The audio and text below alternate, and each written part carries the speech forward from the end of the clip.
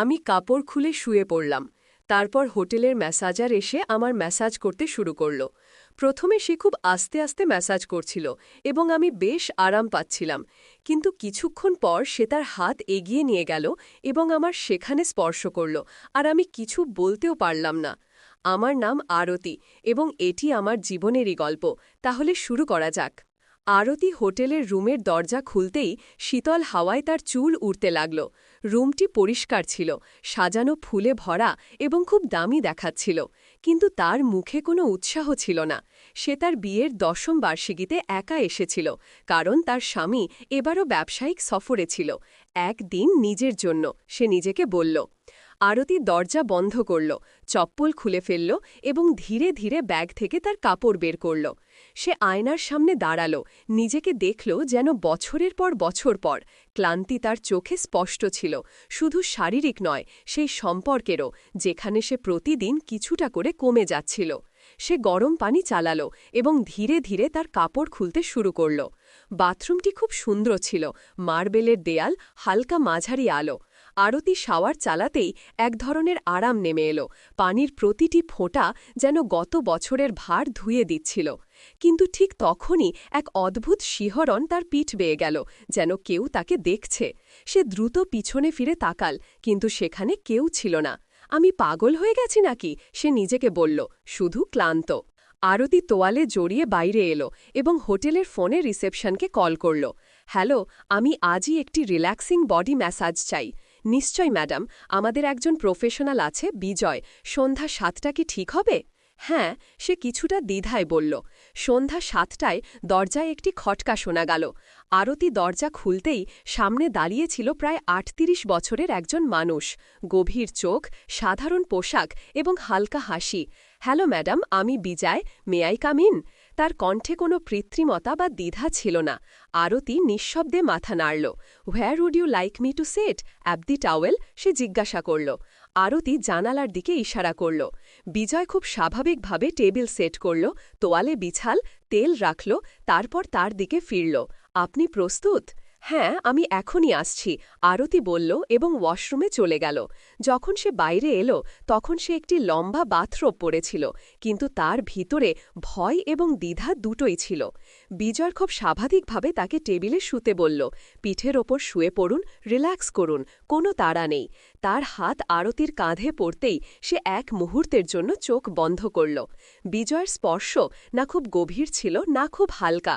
সে জানত কিভাবে স্পর্শ শান্ত করে। আরতি প্রথমবার কোনো অপরিচিতর হাতে ভয়। আরতির চোখ খোলা ছিল না, কিন্তু মনে হলো যেন হঠাৎ হৃদয় খুলে গেছে। শুনছে কিন্তু বুঝছে না। তার কথার ভঙ্গিতে ছিল ভাঙা স্বর।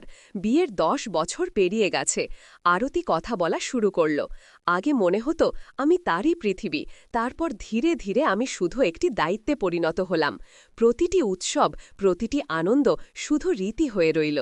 বিজয় কিছু বলল না, সে শুনছিল, যেন কেউ ফোঁটা ফোঁটা করে পড়া বৃষ্টিকে দেওয়ালের ভেতর পর্যন্ত অনুভব করছে। আমি ভেঙে পড়ছিলাম, আর সে কখনো দেখেও দেখল না। আরতির কণ্ঠ আস্তে হয়ে গিয়েছিল। বিজয় ধীরে তার হাতের তালু ধরল। তুমি ভাঙনি আরতি, শুধু ক্লান্ত হয়েছ। তার এই কথাগুলো যেন কাচের দেয়ালে আঘাত করল। আরতির চোখ থেকে অশ্রু গড়িয়ে পড়ল। কখনো কখনো শুধু কেউ শুনে দেয়, ছুঁয়ে দেয়, কিছু বলে না, শুধু ধরে রাখে, সে বলল। তাহলে আজ আমি ধরে রাখছি, বিজয় ধীরে বলল। সে কাছে এলো, তার পিঠের নিচে তোয়ালে ঠিক করল এবং মাথার নিচে একটি ছোট বালিশ রাখল। তার স্পর্শ এখন শুধু স্পর্শ ছিল না, তা এখন এক ভাষায় পরিণত হয়েছে।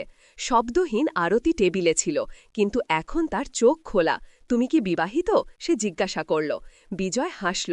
না, একটি সম্পর্ক ছিল খুব গভীর, কিন্তু তা শেষ হয়ে গেছে। কেন? আরতির চোখে কৌতূহল ছিল, কারণ ভালোবাসা যদি একতরফা হয় তা তালির মতো বাজে না, শুধু প্রতিধ্বনি করে। তার কথা আরতির হৃদয় স্পর্শ করল। কখনো ভেবেছ বিজয়? জিজ্ঞাসা করল। আমাদের মতো মানুষ যারা শুধু অন্যদের ঠিক করতে তৈরি, তাদেরকে ঠিক করে? আরতি প্রথমবার তার দিকে তাকাল, গভীরভাবে, হয়তো কেউ যে নিজেই ভাওনা। তাদের মধ্যে এখন কোনো দূরত্ব ছিল না, কোনো কৃত্রিম সংলাপ নয়, শুধু হৃদয়ের নৈকট্য এবং ভাঙা টুকরো টুকরোগুলো একসাথে জোড়া লাগা। কি করা উচিত? বিজয় ধীরে জিজ্ঞাসা করল। আরতি, আপনি চাইলে আমি আবার কাল আসতে পারি, শুধু কিছু মুহূর্ত আপনাকে নিজের সাথে পরিচয় করিয়ে দিতে। আরতি মৃদুভাবে মাথা নাড়ল। তার চোখে প্রথমবার কিছুটা আশার আলো ছিল। পরের দিন দুপুর গড়িয়ে গিয়েছিল। আরতি বারান্দায় বসেছিল, হাতে চায়ের কাপ। কিন্তু আজ তার মন প্রথমবার কিছুটা হালকা লাগছিল। সুনীল আজও অফিস থেকে দেরি করে আসবে। বাড়িতে সেই পুরনো নিস্তব্ধতা। কিন্তু আজ সেই নিস্তব্ধতায় কোনো কষ্ট ছিল না। ফোনে একটি মেসেজ ছিল, যদি ঠিক মনে হয় তবে সন্ধ্যা 5টায় আসতে পারি। আরতি কিছু না ভেবেই শুধু লিখল, ঠিক আছে। বিজয় সময় মতো চলে এলো।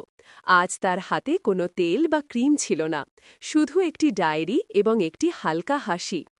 আজ মেসাজ নয়, আজ কথা বলবো, সে বলল। আরতি অবাক, কি নিয়ে? তোমার সম্পর্কে, সেই মেয়েটির সম্পর্কে, যে একদিন গান গাইত, যে কলেজে কবিতা লিখত। বিজার তার চোখের দিকে তাকাল। তোমার কি সেই মেয়েটি মনে আছে? আরতির গলা আটকে গেল। সে নিঃশবে মাথা নিচু করল। সেই মেয়েটি তো অনেক পেছনে পড়ে গেছে। তাহলে চলো তাকে ফিরিয়ে আনি। বিজয় ডায়েরি খুলল। প্রতিদিন শুধু একটি পাতা। তোমার জন্য লিখো, যা মনে আসে, ব্যথা, হাসি, রাগ, অভিযোগ, সবকিছু। আরতি ধীরে ডায়েরি স্পর্শ করল। এত বছর পর কেউ আমাকে আমারই নাম মনে করিয়ে দিচ্ছে। কারণ তোমার নাম আরতি, এবং আরতি কখনো নিভে যায় না, শুধু ম্লান হয়। বিজয় বলল, আমি চাই না তুমি আবার আসো প্রতিদিন। আরতি বলল, আমাকে এখন নিজের সাথে লড়াই করতে হবে যতটা পারি। বিজয় হাসল, ঠিক আছে, কিন্তু যদি কখনো হারার ভয় হয় এই ডায়েরি খুলে নিও। সে চলে গেল। আরতি অনেকক্ষণ দরজার দিকে তাকিয়ে রইল। আজ প্রথমবার সেই দরজা বোঝা মনে হল না। সেই রাতে আরতি ডায়েরির প্রথম পাতা খুলল, লিখল, আমি আরতি, এবং আমি আবার বাঁচতে চাই। আরতি এবং বিজয় আর কখনো দেখা করেনি, কিন্তু এখন আরতি প্রতিদিন নিজের ভেতর তাকায় এবং প্রতিবার একটি নতুন শক্তি পায়। কখনো কখনো জীবনে একজন অপরিচিত আসে, যে কিছু করে না, শুধু তোমাকে তোমার সাথে পরিচয় করিয়ে দেয়। তো বন্ধুরা, গল্পটি এখানেই শেষ হল। আশা করি এটি তোমাদের ভালো লেগেছে। যদি গল্পটি পছন্দ হয়ে থাকে তবে এই ভিডিওটি একটি লাইক এবং আমাদের চ্যানেল সাবস্ক্রাইব করো। আমার কানে আস্তে করে বলল, ভিতরে ঢুকাবে? আমি হ্যাঁ বলে উত্তর দিলাম। ভাবি বলল, খুব আস্তে ঢুকাবি, এখন আমার ছোট আর গভীরও কম, কখনো তোমার মোটা থেকে ফেটে না যায়। আরামে ঢুকাবি প্লিজ দেবরজি, তোমার ভাইয়া পাশেই ঘুমোচ্ছে। আমি বললাম, হ্যাঁ ভাবি, ঠিক আছে, ভাইয়া জাগবেন না আর তোমার ব্যথাও হবে না। আমি এখন 17 বছরের আর আমার ভাবির বয়স 24 বছর, কিন্তু সে দেখতে খুব সুন্দর। সে আমার সাথে একদম খোলামেলা থাকে। আমার নাম রাহুল, আর আমি আমার গ্রামে ভাইয়া ভাবির সাথে থাকতাম। ভাবির নাম আনিতা ছিল। সে সব সময় হাসি খুশি থাকত, কিন্তু তার চোখে একটা অকথিত বিষাদ লুকিয়েছিল। ভাইয়া প্রায়ই কাজের সূত্রে বাইরে থাকতেন, আর আমি বাড়িতে ভাবির সাহায্য করতাম। একদিন বৃষ্টি খুব জোরে হচ্ছিল। আমি ক্ষেত থেকে ফিরছিলাম যখন ভাবি আমাকে ডাকল, রাহুল, তাড়াতাড়ি ভিতরে চলে আয়, ভিজে যাবি। আমি তার ঘরে গেলাম, যেখানে সে চা বানাচ্ছিল। হঠাৎ বাতাসে দরজা বন্ধ হয়ে গেল আর খিল লাগল। আমরা দুজন ঘরে একা হয়ে গেলাম। আমি ঘাবড়ে গেলাম, কিন্তু ভাবি হেসে বলল, আরে ভয় পাস না, এই পুরনো দরজা, এখনই ঠিক করে দেব। সে আমার হাতে চায়ের কাপ দিল আর পাশে বসে গেল। তার চোখে কিছু বলার ছিল। রাহুল, সে আসতে বলল, তুই জানিস তোমার ভাইয়ার আমার কোনো ফিকির নেই। আমি এখানে একা, কিন্তু তুই সবসময় আমার সাথে থাকে। তার কণ্ঠে ব্যথা ছিল আর চোখে ভেজা ভাব। আমি চুপ করে রইলাম। তারপর সে বলল, আজ তুই এখানে আছে, তাই মনে হয় কেউ আমার আছে। সেই মুহূর্তে কিছু অকথিত ছিল, না শব্দের দরকার ছিল, না কোনো তারা। আমরা দুজন চা খেলাম, আর বৃষ্টির শব্দের মধ্যে একটা অদ্ভুত শান্তি ছিল। আমি দরজা ঠিক করলাম। সেই দিনের পর আনিতা ভাবি আর আমার মধ্যে একটা অকথিত সম্পর্ক তৈরি হয়ে গেল। দিনভর কাজের পর আমরা প্রায়ই রাতে ছাদে বসতাম, যেখানে তারা জ্বলত আর গ্রামের নিস্তব্ধতা আমাদের ঘিরে ধরত। এক রাতে যখন ভাইয়া আবার শহরে গিয়েছিলেন, ভাবি আমাকে ডাকল, রাহুল, আজ ছাদে চলো। তার কণ্ঠে একটা অদ্ভুত টান ছিল। আমি তার সাথে গেলাম। রাত গভীর ছিল, চাঁদের আলো চারদিকে ছড়িয়েছিল। ভাবি একটা পুরনো শাল পরেছিল, আর তার চুল বাতাসে উঠছিল। আমরা চুপচাপ বসে রইলাম। তারপর ভাবি বলল, রাহুল, তোর কখনো কাউকে ভালো লেগেছে? আমি হতভম্ব হয়ে গেলাম। আমি বললাম, না ভাবি, শুধু বাড়ি আর তোমাদের ফিকির থাকে।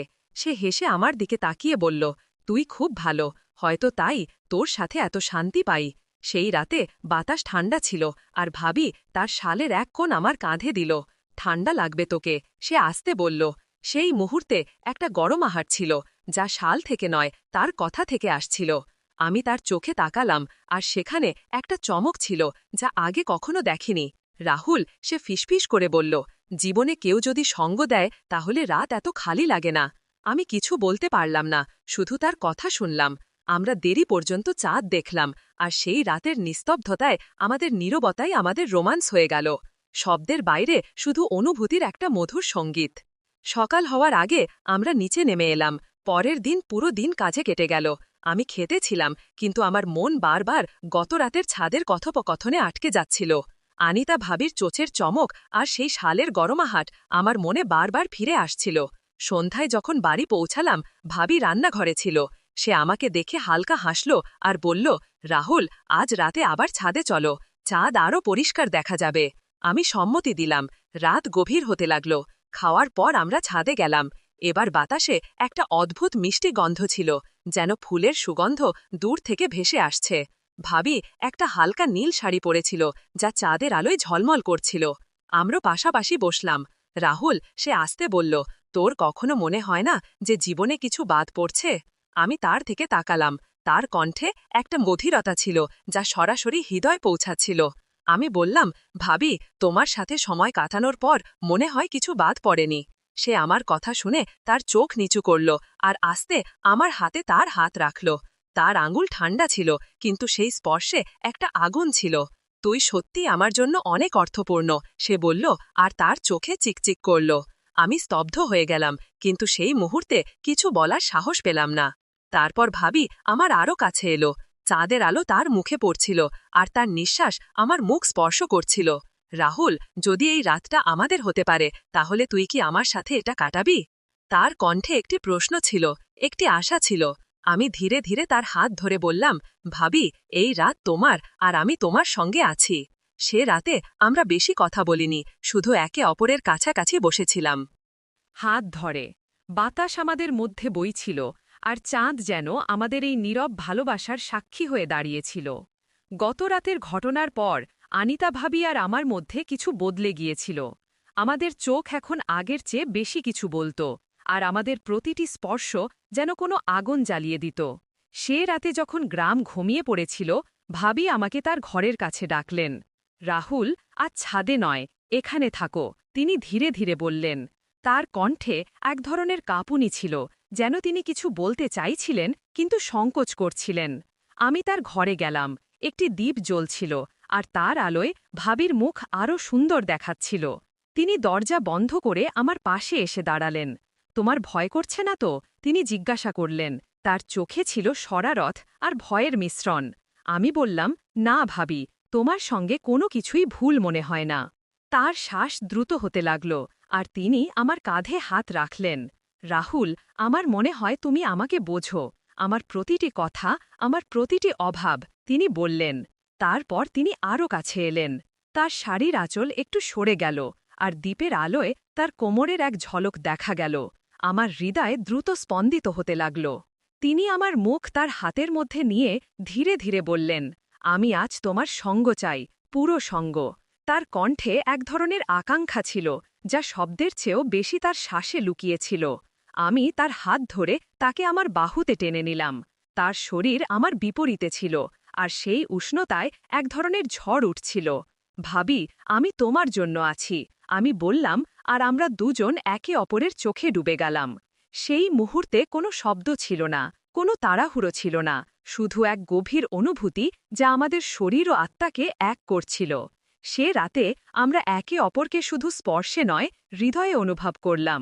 তার প্রতিটি শ্বাস, প্রতিটি কম্পন আমার জন্য এক নতুন জগৎ ছিল। এটি শুধু শারীরিক ছিল না, এটি এক ধরনের অনুভূতি ছিল যা ভালোবাসা, আকাঙ্ক্ষা আর বিশ্বাসে গড়া। সকাল হওয়ার আগেই আমরা আলাদা হলাম, কিন্তু আমাদের চোখে সেই একই গভীরতা ছিল। সে রাতের পর আনিতা ভাবি আর আমার সম্পর্ক এক নতুন স্তরে পৌঁছেছিল। দিনের আলোয় আমরা সেই ভাই ভাবিই ছিলাম যারা গ্রামের চোখে সাধারণ ছিল, কিন্তু রাতের নিস্তব্ধতায় আমাদের জগৎ বদলে যেত। পরের রাতে ভাবি আবার আমাকে তার ঘরে ডাকলেন। এবার তার চোখে এক ভিন্ন জ্যোতি ছিল, এক আত্মবিশ্বাস, এক অধীরতা। যখন আমি ভিতরে গেলাম, তিনি দরজা বন্ধ করে আমার পাশে এসে দাঁড়ালেন। রাহুল, তিনি ধীরে ধীরে বললেন, গতরাতের পর আমি ঘুমাতে পারিনি, তুমি আমার চিন্তায় ছিলে। তার কণ্ঠে এক ধরনের মোহ ছিল যা আমার হৃদয়কে অস্থির করে তুলছিল। আমি তার দিকে তাকালাম, তার শাড়ি হালকা ছিল, আর দ্বীপের আলোয় তার শরীর এক রহস্যময় সৌন্দর্য নিয়ে হাজির ছিল। আমি তার হাত ধরে বললাম, ভাবি, তুমি আমার জন্য সব। তিনি আমার ঠোঁটে তার আঙুল রাখলেন আর বললেন, আজ শব্দ নয়, শুধু আমরা। তারপর তিনি আমাকে তার দিকে টেনে নিলেন। আমাদের শ্বাস একে অপরের সঙ্গে মিশে গেল, আর সেই মুহূর্তে সময় যেন অদৃশ্য হয়ে গেল। ভাবি তার শাড়ির আঁচল ধীরে ধীরে কাঁধ থেকে সরিয়ে দিলেন। তার চোখ আমার চোখে ছিল, যেন তিনি আমার কাছ থেকে কিছু চাইছিলেন। আমি তাকে আমার বাহুতে জড়িয়ে ধরলাম, আর তার উষ্ণতা আমার শরীরে এক শিহরণ ছড়িয়ে দিল। রাহুল, আমার মনে হয় আমি তোমার ছাড়া অসম্পূর্ণ, তিনি আমার কানে ফিসফিস করলেন। তার শ্বাসের উষ্ণতা আর তার কথার জাদু আমাকে মোহিত করছিল। আমরা বিছানায় বসলাম। আমি তার চুলে আঙুল বোলালাম, আর তিনি আমার বুকের সঙ্গে লেগে গেলেন। তার স্পর্শ, তার গন্ধ, সবকিছু আমার হুঁশ উড়িয়ে দিচ্ছিল। তুমি আমাকে সম্পূর্ণ করো, তিনি বললেন, আর ধীরে ধীরে আমার মুখ তার দিকে টেনে নিয়ে আমার কপালে চুমু দিলেন। সেই চুম্বনে ভালোবাসা ছিল, আকাঙ্ক্ষা ছিল, আর এক ধরনের ব্যাকুলতা যা আমাদের দুজনকে একে অপরের মধ্যে হারিয়ে যেতে বাধ্য করছিল।